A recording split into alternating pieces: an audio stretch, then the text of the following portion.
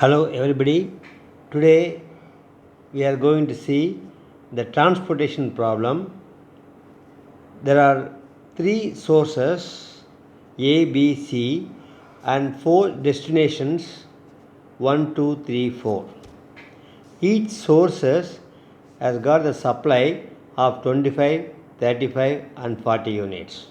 Similarly, the destinations has got the demand of 20, 30, 35 and 15 units. This table indicates the cost of transporting one unit from one source to one particular destination. That means from A to 1, if you want to transport one unit, the cost is going to be 3 rupees. Similarly, the cost of all the sources and destinations are given.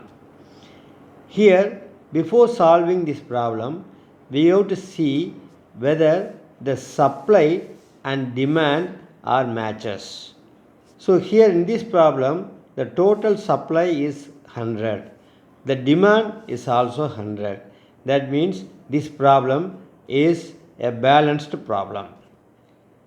If there is unbalanced problem, if the supply and demand is excess, we have to balance this by adding any one row or sources or any one column, that means destination, by adding the zero costs.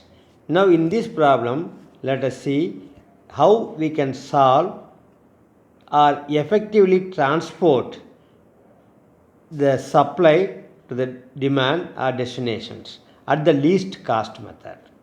So here the first one method available is northwest corner rule. In this rule, we have to allocate the supply as well as demand starting from the northwest corner of the table, that means this table, this corner.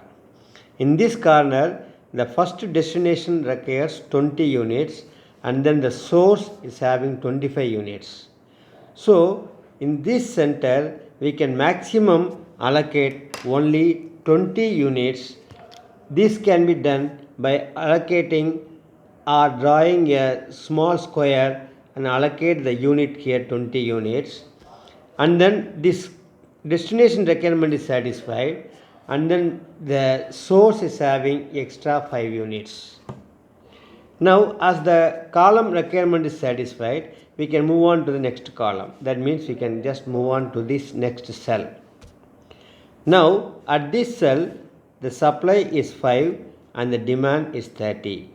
So we can allocate mostly the supply of 5 units and then this destination 2 requires 25 more units and then this unit is exhausted. Now since the row requirement is fulfilled, we can just go down. Now in this cell, the demand is 25 and the supply is 35. So here at the maximum we can allocate only 25 units, because by allocating 25 units the total demand of this second destination will be over. Now this will be cancelled and the remaining 10 units is available with the source B. Now since the column requirement is satisfied, we can move on to the next column. Now at this unit, the demand is 35, supply is 10. So here we can allocate only 10 units so that the source supply is exhausted and then the demand is 25 units.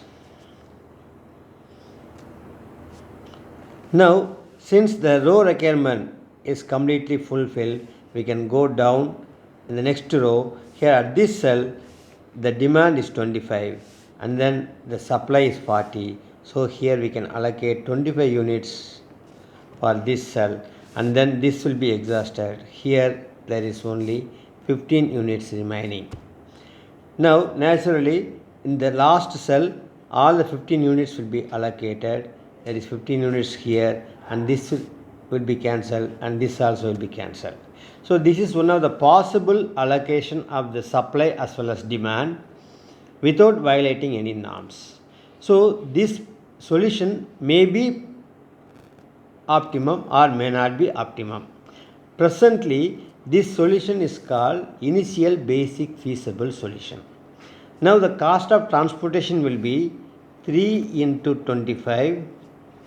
That is 3 units, 20 units are transported at the cost of 3 per unit. Similarly, 1 into 5 plus 6 into 25 plus 5 into 10 plus 3 into 25 plus 2 into 15. The total cost comes to 370.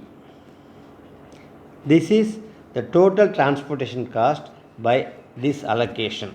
This method what we have followed is northwest corner rule, since we have started from the northwest corner of the table. Thank you.